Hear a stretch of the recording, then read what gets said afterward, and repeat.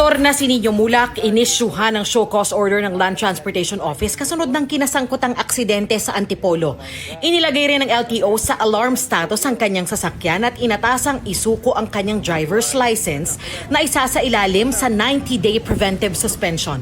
Sa gitna niyan, inako ni Mulak ang responsibilidad sa pangyayari. Nakatulog daw siya habang nagmamaneho dahil umano sa napaka-demanding at nakakapagod niyang schedule. Hindi naman daw excuse ito dahil nagresulta ang kanyang pagkatulog sa aksidente. Humingi siya ng paumanhin sa mga naapektuhan. Patuloy raw ang kanyang kooperasyon sa motoridad para maresolba ang nangyari.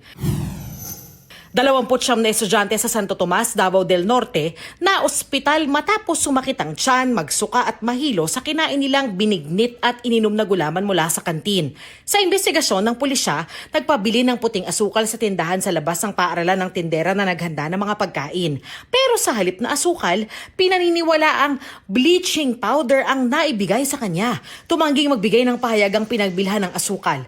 Ang naghanda ng pagkain, sinabing hindi niya alam na bleaching powder ang naibigay sa kanya. Darlene Kai, GMA News.